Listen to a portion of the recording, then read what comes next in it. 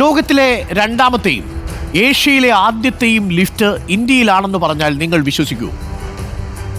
അത് വരാനുള്ള സാധ്യതയില്ല. ലോകത്തെ രണ്ടാമത്തെയും ഏഷ്യയിലെ ആദ്യത്തെയും ലിഫ്റ്റ് ഇന്ത്യയിലാണെന്ന് പറഞ്ഞാൽ വിശ്വസിക്കുമോ എന്നാണ് ചോദ്യം. വിശ്വസിച്ചേ പറ്റൂ. കൊൽക്കത്തയിലാണ് 1892 ബ്രിട്ടീഷുകാർ സ്ഥാപിച്ച ലിഫ്റ്റ് ഇപ്പോഴും പ്രവർത്തിക്കുന്നുണ്ട്. കഴിഞ്ഞ വർഷം നമ്മുടെ നാട്ടിൽ വെച്ച ലിഫ്റ്റ് ഇപ്പോഴും ഓടുന്നില്ല. പക്ഷിക്കൂട് മാതൃകയിലുള്ള ഗോൾഡൻ ലിഫ്റ്റിന്റെ പ്രത്യേകതകൾ കാണാം ഇനി. ഒന്ന് കണ്ടുവരും. ഒരു ചെറിയ റിലാക്സ്. ഞാനിപ്പോൾ നിൽക്കുന്നത് ലോകത്തെ തന്നെ രണ്ടാമത്തെയും ഏഷ്യയിലെ ആദ്യത്തെയും ലിഫ്റ്റിനുള്ളിലാണ്. നമ്മുടെ ഇന്ത്യയിലാണ് ഈ ലിഫ്റ്റ് ഉള്ളത്. ബംഗാൾ ഗവർണറുടെ താമസ സ്ഥലമായ രാജ്ഭവനിലാണ് ഈ ലിഫ്റ്റ് ഇപ്പോൾ നമ്മൾ ഈ കാണുന്നത്.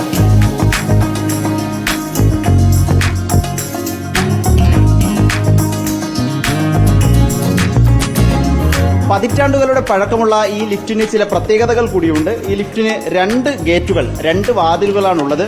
അത് ഒരെണ്ണം പുറത്തു നിന്നുള്ളത്, ഒരെണ്ണം അകത്തു നിന്നും അടയ്ക്കാനുള്ളത്. ഇത് രണ്ടും അടച്ചതിന് ശേഷം മാത്രമായിരിക്കും ഈ ലിഫ്റ്റ് പ്രവർത്തിപ്പിക്കാൻ കഴിയുക.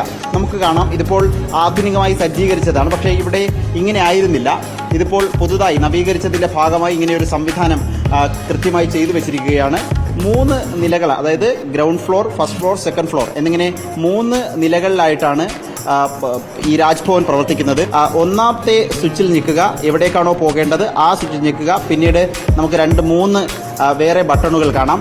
ഇതിൽ ഈ ബട്ടണിൽ ഞെക്കിയാൽ മുകളിലേക്ക് ഉയർന്നു പോകും, ഈ ബട്ടണിലാണെങ്കിൽ താഴേക്ക് പോകും എന്നുള്ളതാണ് ഇതിൻ്റെ ഒരു പ്രവർത്തനക്രമം. ഏതായാലും നമുക്ക് മുകളിലേക്ക് പോയി നോക്കാം.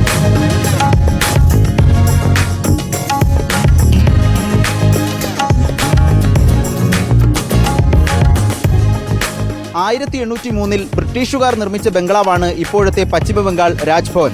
1892 ബ്രിട്ടീഷുകാർ ഇവിടെ ലിഫ്റ്റ് സ്ഥാപിച്ചത്. 1969 2010 ലിഫ്റ്റ് നവീകരിച്ചു.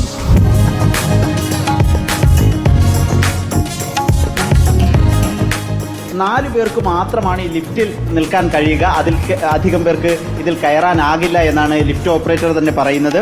ആദ്യ സമയങ്ങളിലൊക്കെ ഈ ലിഫ്റ്റ് ഈ രൂപത്തിലുണ്ടായിരുന്നു. അത് ആളുകൾ വടവും കയറും ഉപയോഗിച്ച് വലിച്ചാണ് ഈ ലിഫ്റ്റ് പ്രവർത്തിപ്പിച്ചിരുന്നത്.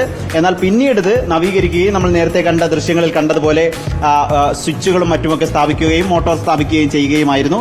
നേരത്തെ ആളുകൾ, അത് എത്ര ആയാസകരമാണെന്ന് ചിന്തിക്കുമ്പോൾ നമുക്കൊരു ആശ്ചര്യം തോന്നും. ആളുകൾ ഒരു ഭാഗത്ത് നിന്ന് ഇത് കയറിൽ വലിച്ച് മുകളിലേക്കും താഴേക്കും ഇറക്കുകയായിരുന്നു എന്നാണ് ഈ രാജ്ഭവനിലെ ജീവനക്കാർ പറയുന്നത്.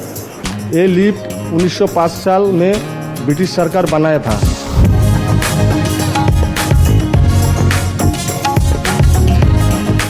ലിഫ്റ്റ് പ്രവർത്തിപ്പിക്കാൻ ഇതുപോലെ 2 ജീവനക്കാരെ രാജ്ഭവനിൽ പ്രത്യേകം നിയമിച്ചിട്ടുണ്ട്. കൊൽക്കത്തയിലെ പശ്ചിമ ബംഗാൾ രാജ്ഭവനിൽ നിന്നും വീഡിയോ ജേർണലിസ്റ്റ് നന്ദു പേരാമ്പ്രയ്ക്കൊപ്പം reporter Adil Palot, in reporter, Kolkata. ഇപ്പോൾ പ്രേക്ഷകർക്ക് മനസ്സിലായില്ലേ കൽക്കത്തയിൽ എന്തുകൊണ്ടായിരിക്കും ആദ്യത്തെ ലിഫ്റ്റ് അവിടെ വന്നിട്ടുണ്ടാവുക? ഒരു കാര്യമുണ്ട് കേട്ടോ. കൽക്കത്തയുടെയൊക്കെ രാഷ്ട്രീയ ചരിത്രം നമ്മൾ പരിശോധിക്കുമ്പോൾ, ഇന്ത്യയുടെ പൊതുവെ രാഷ്ട്രീയ ചരിത്രം പരിശോധിക്കുമ്പോൾ, ബ്രിട്ടീഷ് ഈസ്റ്റ് ഇന്ത്യ കമ്പനി ഇന്ത്യയിൽ വരുമ്പോൾ ആദ്യത്തെ ഗവർണർ ജനറലിനെ തീരുമാനിക്കുന്നത് കൽക്കത്തയിലാണ്. നമ്മുടെ തലസ്ഥാനം കൽക്കത്തയിൽ നിന്ന് പിന്നീട് ദില്ലിയിലേക്ക് മാറ്റുകയായിരുന്നു എന്ന് പ്രേക്ഷകർക്ക് അറിയാമല്ലോ ആ സമയത്ത്.